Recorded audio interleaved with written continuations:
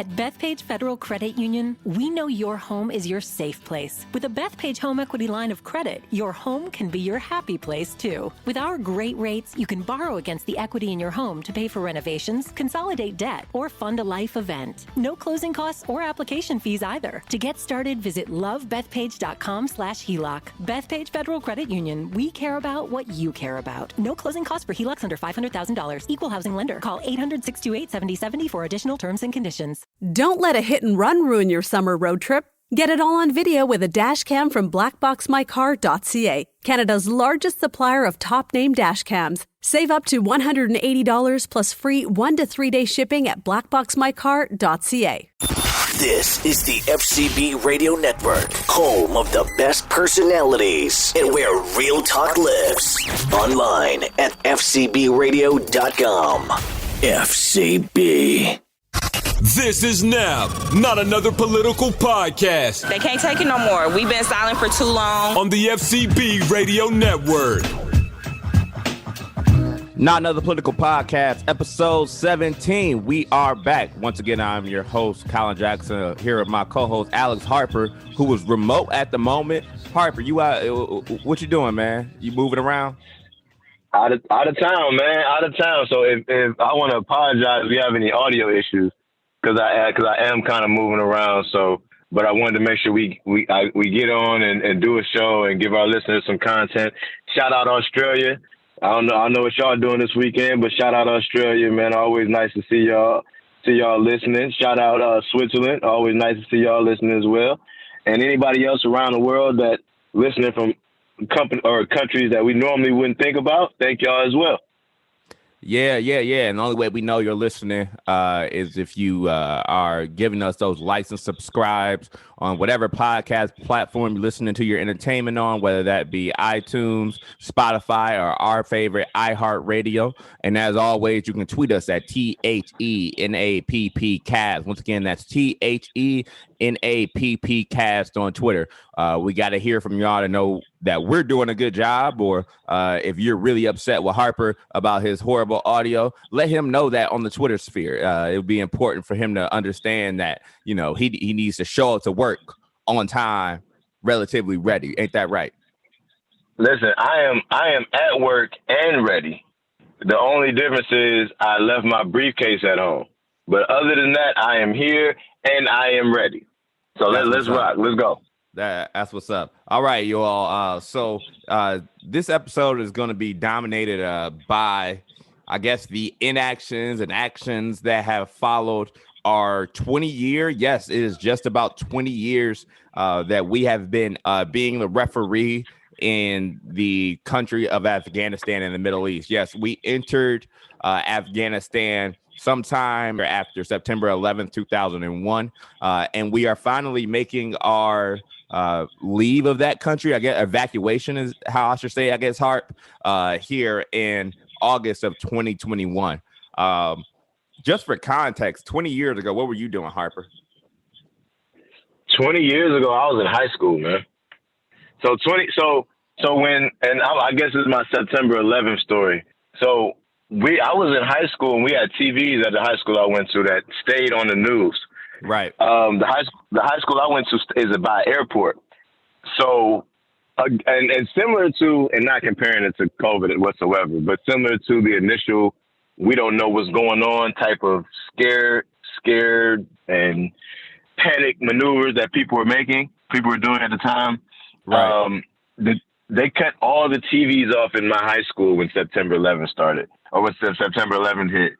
But I had a two-way pager, Motorola Time Port two-way pager that gave me the news. Damn, and I heard, and I know. But it was at the time that plus my Nelly headbands and my Air Force Ones. That was the fashion of the time, and my big baggy pants. But right, so they cut off all the TVs, man, and we were everybody was in a panic. They let us out of school early because they didn't know if there was going to be attacks on the airport. You know, we're in Cleveland, so they were talking about that we have a couple of nuclear power plants up here, and they're worried about the power plants being a victim. So anyway, yeah, so 20 years ago, I was in high school, doubled up headbands, time port pager, and then chasing any light-skinned girl that would give me the time of day. There you go. Colin was in the 5th grade. And I remember it was one of my Colin was in the 5th grade with one of my favorite teachers. I won't say his name, but he was a illustrious member of the greatest fraternity on earth, Omega Psi Phi Incorporated.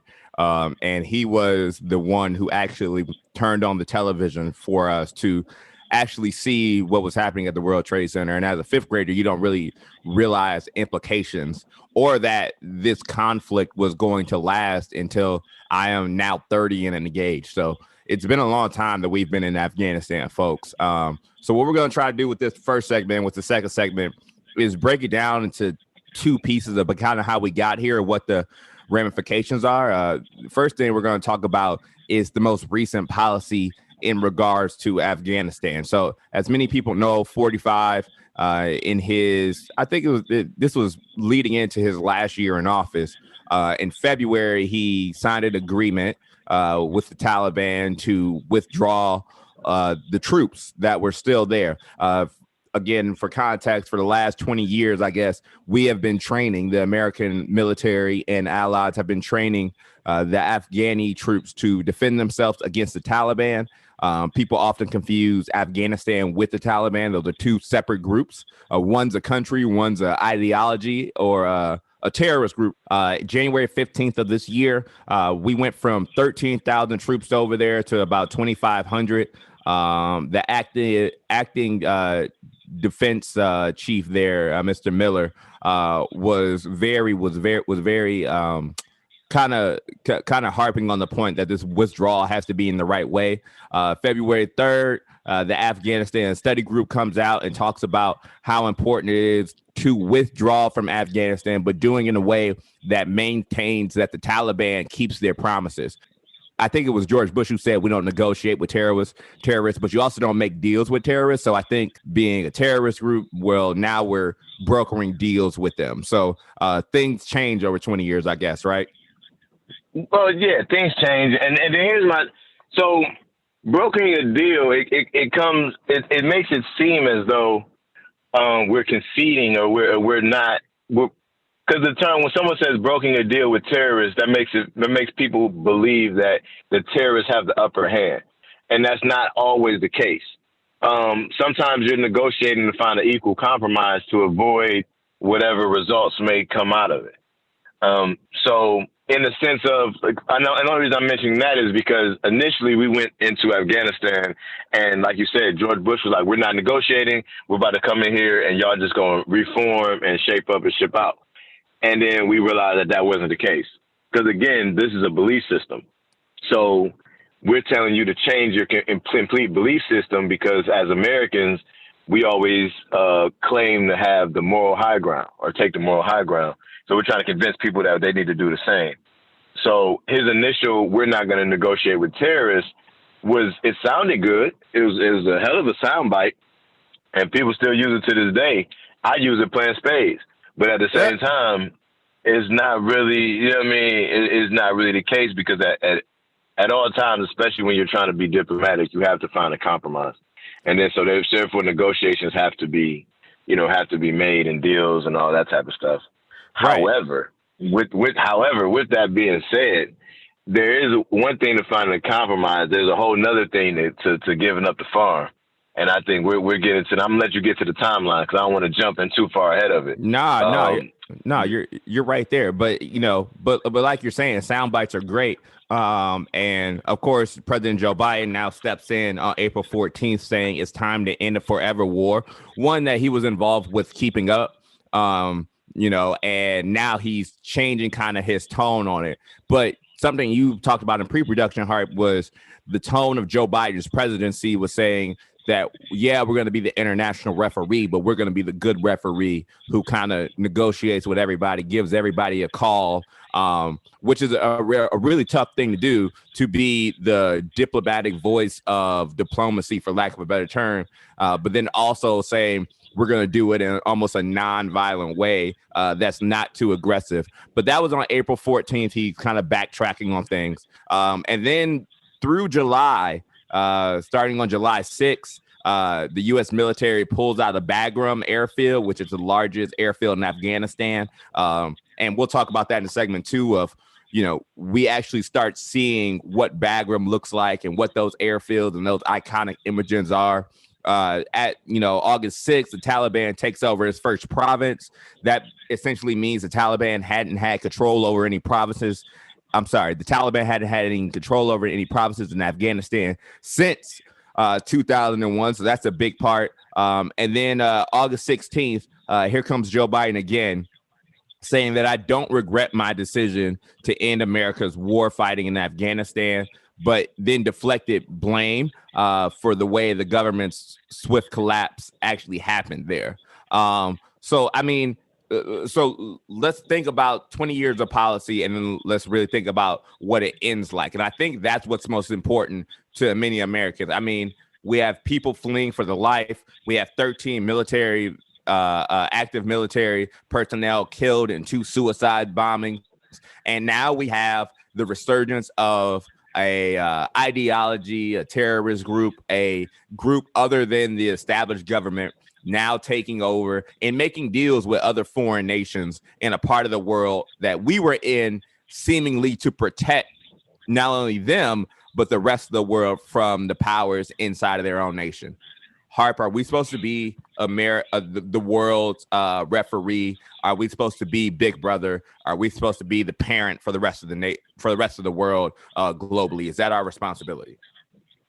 So here's my thing with that is that to answer your question, no, it's absolutely not our responsibility. No, and it doesn't make sense that we always want to be. But again, I was told as a young man that in the absence of logic, you look to motive. So we're not trying to take the moral high ground and make sure everybody's, being diplomatic and all those things because it's the right thing to do. We're doing it because at some point we're going to benefit from it. And we're going to have some type of benefit from having control of this area, whether it be the resources in that area, or whether it be just simply because sometimes it's just geographical location. I'm not going to speak to the motives of what people are there for. But what I will say is that this has been terribly, terribly, terribly handled. And it sounds good to do this. We're going to end this 20-year war. We're going to get out of this forever war. We're going to do this. We're going to do that. And those are great sound bites. And every president has said that. That's the thing. Every president has said, we're going to get out. We're going to start pulling our troops from Afghanistan. So everybody comes out with, we took X amount of thousands of troops from Afghanistan all the time. This is what they always say, but it's always strategic. And this doesn't seem like a strategic exit. This seems more like a knee jerk. We need to get out of here now. This more like the police hit the front door and everybody run out the back, but you done left all the paraphernalia and evidence in the world. Like that's what this seems more like, because the knee-jerk reaction I'm speaking to is that the Taliban and China made a public appearance. The leaders of the Taliban, leaders of China, made a public appearance. I want to say 2 months ago, and I could be off, whatever, but recently, yes, is more so my issue. So recently, and then immediately we have to evacuate out of Afghanistan in a mass exodus. And like I said, that's why it seems knee-jerk, because it doesn't seem like it was actually the long-term plan.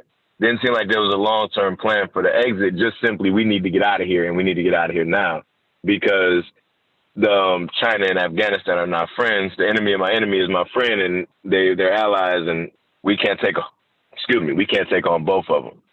But the illustration of the lack of strategy or lack of planning is you can look immediately to the bombings that just took place, where the suicide bomber had to get through 2 Taliban checkpoints in order to get to the Marines that ultimately end up losing their lives. And thank you, all Marines and all veterans, for your service, because these are the type of incidents that we don't spotlight enough, that go on a daily basis. Not so much the deaths part, but avoiding deaths and the conditions that they need to survive in when they're over there. So just as a side note, thank you, Marines.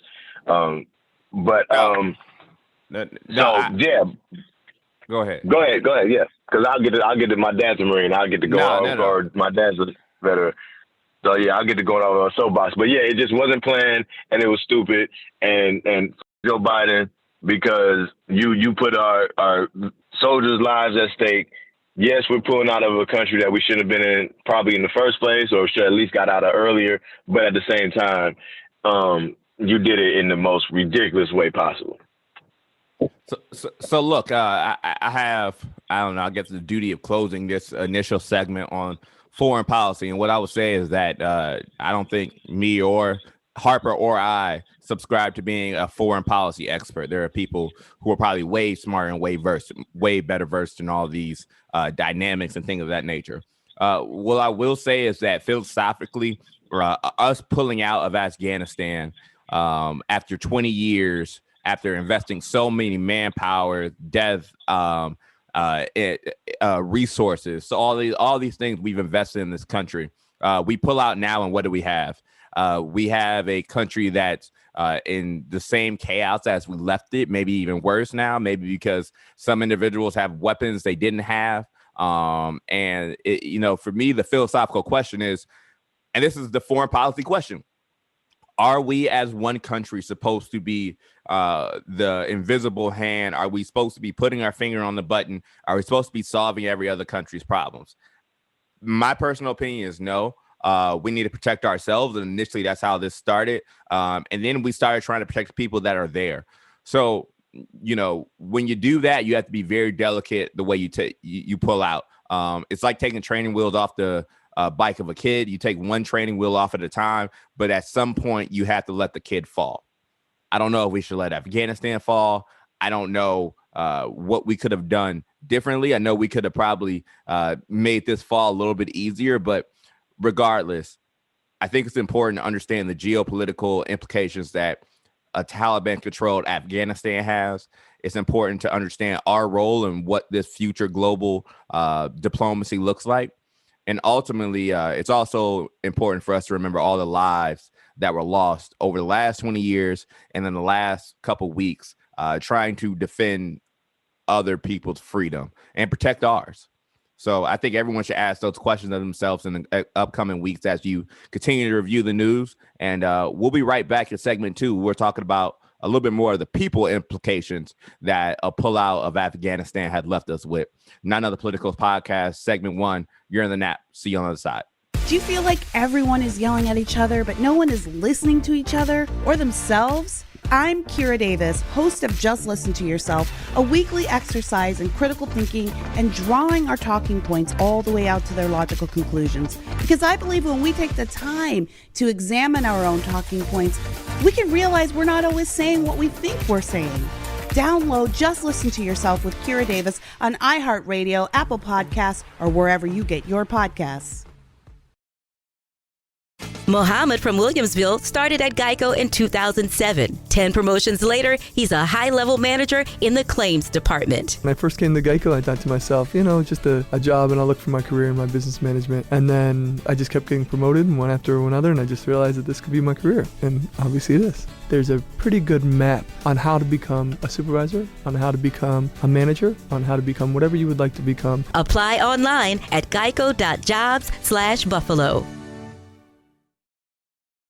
Mohammed from Williamsville started at Geico in 2007. 10 promotions later, he's a high-level manager in the claims department. When I first came to Geico, I thought to myself, just a job, and I'll look for my career in my business management. And then I just kept getting promoted one after another, and I just realized that this could be my career. And obviously it is. There's a pretty good map on how to become a supervisor, on how to become a manager, on how to become whatever you would like to become. Apply online at geico.jobs/Buffalo.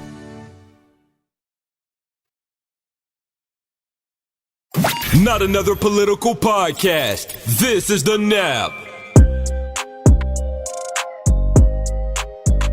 Segment 2, Not Another Political Podcast, episode 17.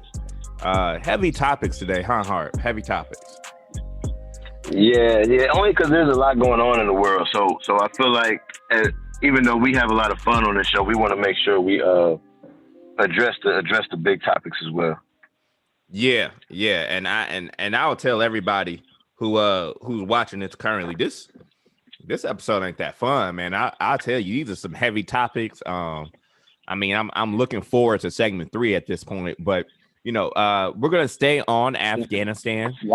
I feel differently though. I feel like this is a fun segment because this is more of a we told y'all type of thing.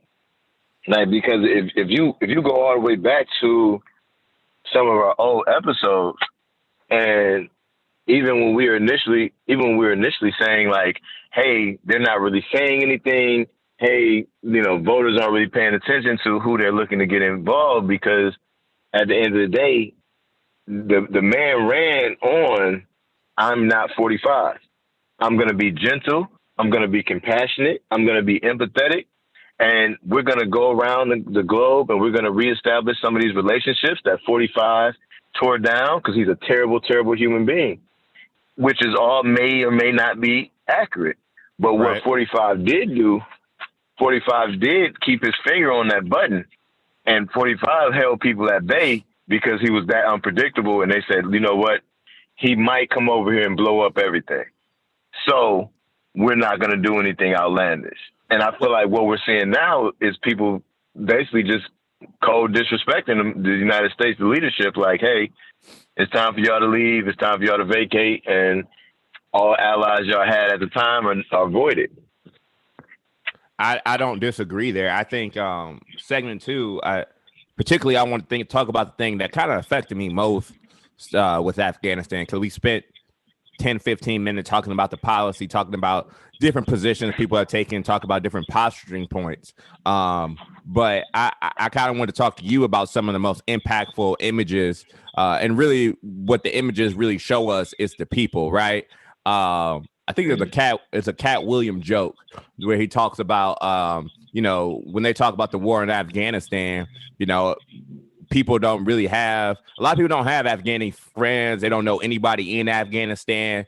So it's a very foreign type of topic, not to hit the nail on the head, but it's a foreign type of topic, right? But then when we see these pictures and these images of these people, we start to really understand the impact of what an evacuation means.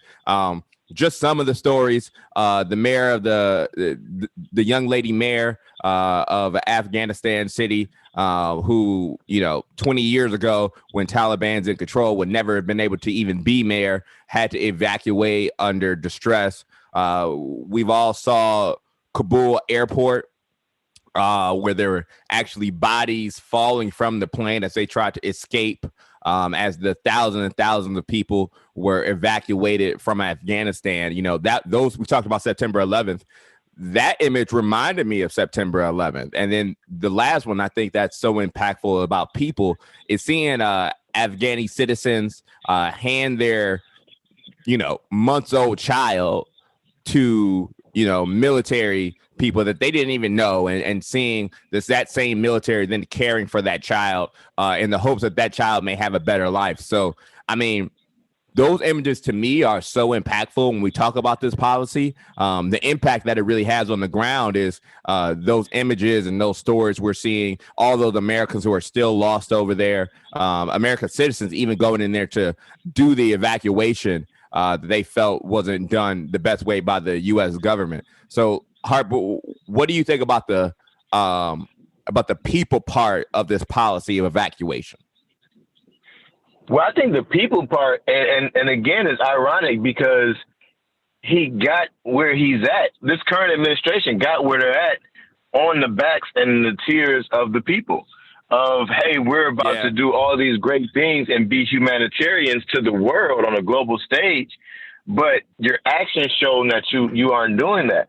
So here's my whole thing, and here's the first thought I had when the whole thing kind of dropped was, how did we not get American allies? How do we not get American English translators? How do we not get these people that we've relied on for intel in Afghanistan? How do we not get them out first before we announce this mass exodus of military? And then how at that point are we going back to negotiate with the Taliban to get whom in reality they would deem as traitors to get traitors out of the country and to negotiate for their safe release. So when you're looking at the people portion of it, that's the first people that you would think that would be evacuated and taken care of, and they weren't. And then once you go further than that, you go to the Afghan army, and there's images, and I've seen reports and stories of Afghani soldiers dropping their guns, taking off their uniform, and hopping in the first car that's driving out of town. Like so as we're seeing these, and the joke that you were referring to with Cat Williams is when he said, "I've never seen an insurgent. I don't know what an insurgent uniform looks like." Yeah. I don't know what an insurgent uniform looks like, and majority of Americans don't know who the enemy was that we were fighting. You don't have the visual. You know the name, but you don't have the visual. Right. So now we're getting those visual images of, in essence, what we were supposed to be there to work with and work on in the first place. Exactly. We're not just talking about who we're fighting. We're talking about what because as a kid, I thought we were going on there to fight for America. Now I'm seeing that through this last 20 years, the fight for America has become like secondary, and the first thing has become fighting for these people. And I just keep thinking about that plane, man, and that baby. Like, as much as we talk about how bad America is, in certain situations, there are people who would do anything to get here. And literally, if that means being on a airplane well, in a well of a wheel in the airplane, that's what they're going to do. And I just don't know, man. That's a lot to take in, right? And then what makes it worse is that, well, how responsible are we as Americans for the creation of the situation these people are in that we're seeing these images from, right? Well, we just made it worse. The thing about it is we just made it worse. And the reason I say we just made it worse is that in order for somebody to reestablish dominance, we'll say, like, for lack of a better term, so to reestablish dominance within a certain territory, you're going to have public displays of violence. You're going to have a extra sense of authority everywhere. You already see Taliban coming out with saying there'll be no more. There's no more music. That they're not going to be allowed to have music. They're reestablishing rules that they felt like should have never been taken away or modified, or any case may be. So in order to do that, to reestablish dominance, to reestablish order, there's going to be a lot of human casualties. Like, it just is what it is. And I know I'm saying it in a very kind of cavalier state because I'm not in that situation, but that's the way that violence is going to be necessary in order to reestablish it. And Americans aren't about to see that violence. Americans aren't about to be victims. I mean, we are. I think personally that there's going to be some sort of, and we've already seen it with the bombings and those type of things. And I mentioned it in when we were speaking before, is that the suicide bomber walked through 2 Taliban checkpoints in order to get to a position where he could do something detrimental to the United States Army. That's what I mean. And that's my point. So that's what I mean about there's going to be casualties. There's going to be acts of violence. There's going to be a large display because they're attempting to reestablish dominance and show that, I guess in a sense, because I don't know any of them, so I can't speak to their motives or anything like that, or their line of thinking. But it's just only logical to feel like it's going to be worse. They have to be extra strict on the rules. They have to show all these horrible images in order to make sure they can control the public. The same thing with propaganda. They're going to make sure they can control the public with the images that they're showing. And in order to do that, you have to have terrible images. So it's going to get bad. Again, and again, you got to remember, we're talking about citizens that may have had nothing to do with this over the last 15, 20 years. And to your point about what the Taliban is saying versus what they're doing, and the operation of propaganda, they're saying on one hand no music, but on the other hand they're saying, well, women's rights are going to be respected now. How can we trust that, man? We're seeing, obviously, people who live there know something, right? Like the images of the escapes and the evacuation and all these things. These people know what's coming. Right, but you gotta remember, you gotta keep everything in context and in perspective, because to say that women's rights are gonna be like something like that, like women's rights are definitely gonna be to the forefront. We're gonna make sure we keep women's rights. They may be going out, and I don't know this, so I'm not quoting this as fact, but they may be going from the rights of the Quran. So the rights that they're saying and speaking about isn't the same. We know. Yeah. Right. So it's not the same perceived right. So, and then that's where we get to your point early in the earlier segment of America being the police, America trying to dictate how other countries live, because we're looking at it as, hey, all women should be able to vote. Something simple like that. All women should be able to vote. And in America, it's like, oh, yeah, of course all women should be able to vote. Matter of fact, voting's too high on the scale. Driver's license. In some countries, women are allowed to have a driver's license. They're not allowed to drive, right? Something simple. And in America, that's not even a second thought. Why wouldn't women be able to drive? So when we get into we're going to maintain women's rights, but they already don't have the right to drive. Now, what rights are you talking about? The right to bear children, the right to take care of your home. You see what I'm saying? So, and again, we're turning into the judge and jury on what they should deem as priority for their country. And, I think freedom should be a part of every person, no matter what country you live in, life and how they proceed. They should have freedom. But I think that, back to the kind of point of this segment, which is like, what is the cost to the people? The cost to the people of what we did or what we're doing now just seems so steep. But I think that ultimately, we're not the ones to solve this problem, but I think you have to turn to the administration here and ask, how are they at crisis management? Whether it's the border, whether it's inflation, whether it's COVID, whether it's Afghanistan, we have to say, whether you're talking about people or policy, this last few months, despite us being in a global pandemic and in a bit of isolation, has not been good for the Biden administration. There's no metric that you can really put up that says that the crises that have affected Americans have been positively impacted by President Biden. And in this moment, it's really hard to find that. So, but see, I don't even think that there was going to be a metric that they could use. So I think this is my personal opinion on the whole way. Again, I always refer back to how you got in office. So their stance when they got into office was so astronomical. We're going to end systematic racism. We're going to build these global relationships back. All these different things that you said you were going to do, you don't have a win. And I was speaking before about this.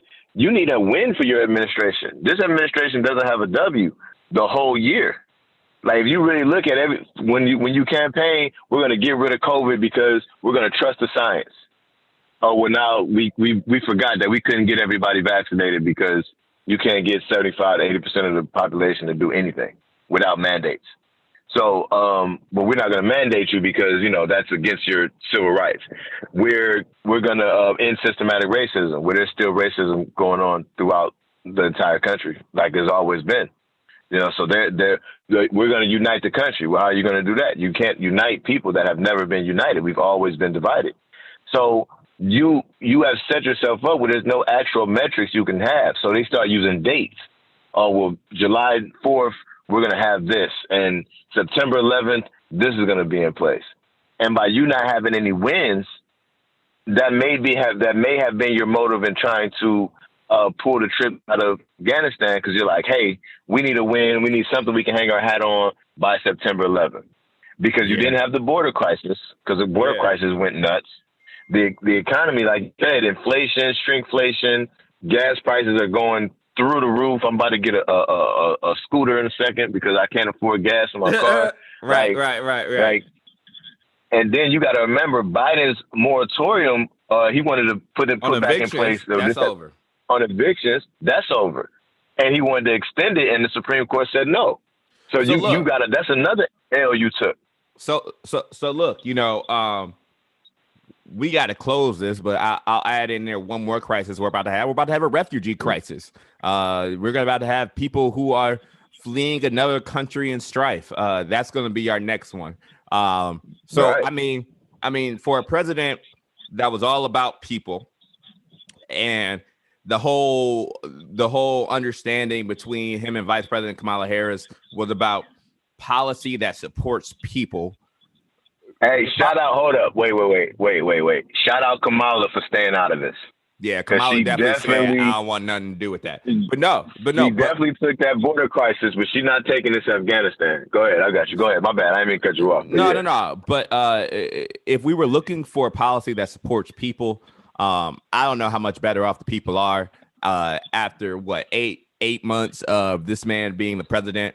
And I just think that there is a lot of prayer that's needed in this moment for the people and for the policy that puts us in most of the globe now, because we're now the global taskmaster in a better place. But I'll be honest with you, from my perspective, I don't think the current president is putting us in the best position, whether it's people or policy related. Segment 2, Not Another Political Podcast, episode 17. That was heavy. See you in segment 3. Hot topics, celebrity news, in-depth interviews, and a whole lot more. It's the Outlaws Radio Show. Listen on the iHeartRadio app or wherever you get your podcasts today. That's the Outlaws Radio Show. Me, but also you. The Pharaoh fast forwards his favorite foreign film, Powder Donut. Okay, what's my line? The only line I see here on the script is get options based on your budget with the Name Your Price tool from Progressive. Oh man, that's a tongue twister, huh? I'm sorry, I'm gonna need a few more minutes. Bulbous Walrus, the Bulbous Walrus. The Name Your Price tool, only from Progressive. The owl ran afoul of the comatose coxswain. Progressive Casualty Insurance Company and affiliates. Price and coverage match limited by state law. ¿Por qué esta Coca-Cola de McDonald's sabe tan bien? ¿Será la máquina? ¿Será el popote o el hielo? O quizás soy yo. No sé, Diego, pero vámonos, ¿no?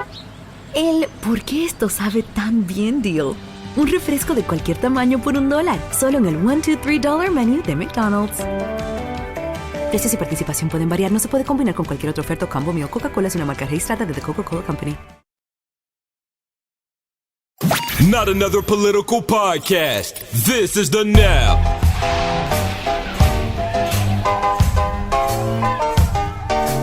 Not Another Political Podcast, segment 3, episode 17. Man, this was a very informational episode. Harp, I appreciate you for holding it down. All your information and perspectives were very appreciated. Oh man, thank you, man. This is a conversation, right? This conversation. I appreciate you, sir. This is a conversation between both of us. Everybody else just gets the opportunity to hear it. Right. But as our co-host, as our producer said in some of the in between segments, that was a very complicated conversation that we had, very heavy, and a lot of Americans are having it. So, like I said, I just want to appreciate you for having it with me. And now we're gonna move on to segment 3, which, if anybody listens to the Nap, this is our philosophical.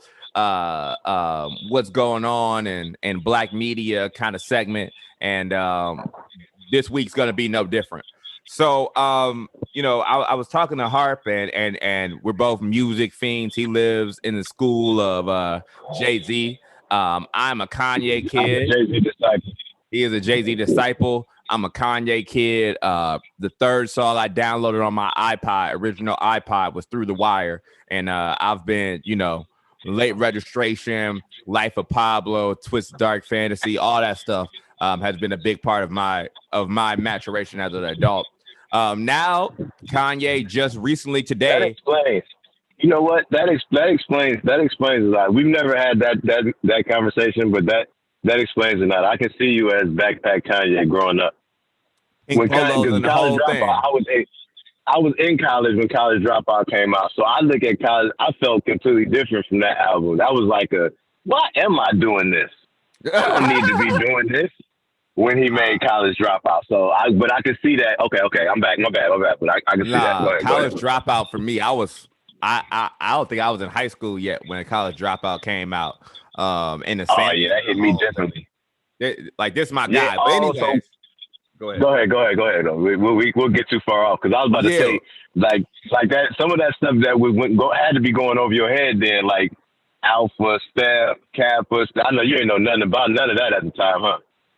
Actually, I've always, you know what? See, we're getting off topic. Getting back to the point. My bad. Go ahead. Today, as we record this episode, Kanye West dropped his long-awaited Donda album. The album's now streaming on all your favorite platforms. But for the last month, he's been doing these shows, been selling his merchandise. He even has his own piece of hardware, which is called a stem recorder, where you can change the vocals on tracks live from your hand. Just a lot of things that he's selling. And what we kind of came up with was, Kanye has this political stance, but if you were to make Kanye West a politician right now, it's my understanding that his actions would more represent that of the left and Democrats. And what I mean by that is Kanye the artist. If you make Kanye the artist a politician, there you go. If you make Ye the artist, yes. Yeah. If you make, and what I mean by that is, sometimes with the left, and you can say this about most politicians, but I will say the left in particular, there is lots of pomp and circumstances. There are lots of press conferences. There are lots of marches. There are a lot of things they sell you to get them votes, whether it's taking a knee, kente cloth, saying I got hot sauce in my bag, whatever it is, they sell you to get their vote, to get your vote. But then when the policy comes, it's not what you bought. And that's what it seems to be with the early reviews of this Donda album. Most people are feeling like this was not worth all the hype. So, Harper, I mean, from a music perspective, I know you listened to some of it. And then, from political perspective and making Kanye the parallel to, I guess I could say pandering Democrat. I don't know how I would say that, but what do you think?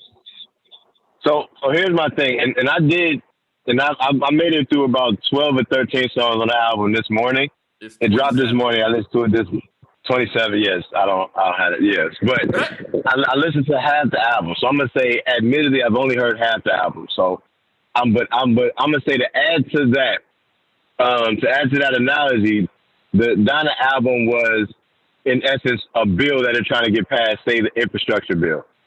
And then as you're looking at like the song credits, it says, "Hey, done by Kanye West." And you listen to the song, and it's 3 or 4 extra features on the song, which may be good, which may be bad. But I may be listening to a Kanye song, and then next thing I know, I hear Lil Uzi Vert, and it just messed up the whole album. It messed up the whole song for me. Mm-hmm. And I think tying it back, that's something that's similar to what happens is there's all this big hype set up propaganda. This man rented out to Atlanta. Shout out to Kanye for this too, because this is some real flex. Like this, yeah. He rented out the stadium for a month, not like a couple hours, for a month. Like this, me. He and the Raptors watching preseason games and all. Shout out to Kanye for that. I just wanted to acknowledge that before we continue on. But you're having all these huge events, all these huge things for this album, but you're not giving all the information about the album or what's in the album. And then when it comes out, I was disappointed to an extent, but I thought the production was great, but I didn't think the lyrics or the verses were all that spectacular. But the production, as always, was through a Kanye album was great. But to keep it on a political spectrum, you're looking at a bill, and a bill's coming out, and they're hyping it up. This is going to be the greatest thing ever. This is going to be the greatest thing, help all these people. And then once the bill comes out, you're like, yeah, it really wasn't. Like, yeah, sure, it might have did some of the things you guys are mentioning, but you also have a lot of Lil Uzi Vert verses in here that I could have done without. You also have a lot of this other stuff that's great, but not what you said this album was supposed to be. And that's kind of how I'm seeing it as right now. What's your opinion on how that works? I mean, I think you kind of hit it on the head. Politics in general, I think, and particularly on the left, once again, it's like a Kanye West album, man. It's all this posturing, it's all this virtue signaling. But when the policy actually comes, when the lyrics actually, when the verses get dropped, it's not what we thought it was going to be. But this is why I would say, particularly for our NAP listeners and for African Americans throughout the community, that we need to be actually reading lyrics and reading legislation and not just listening to the beat and the rhythm. Because the beat and the rhythm of this album says this might be the new Illmatic. The beat and the rhythm of this album and the promotion says, you know, this might be the new Blueprint, you know, and at least from first listen, it's not that. So I just think that if you learn nothing else from this Kanye West drop, understand that you cannot get caught up in the marketing of policy, the marketing of the music, the marketing of the things that surround the actual lyrics and the substance of music or politics, right? It is to encourage us to, you know, really focus on what's important. And in politics, it's the policy and the legislation.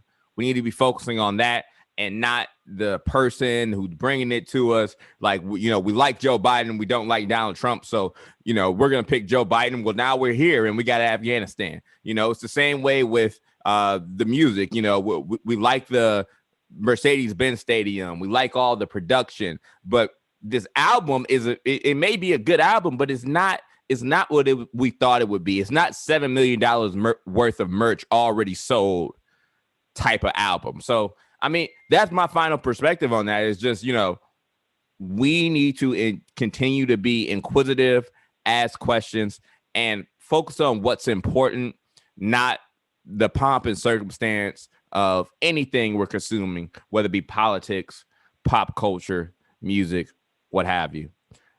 Segment 3, Not on the Political Podcast, episode 17. Hell of an episode, Hart. We will see you on the other side.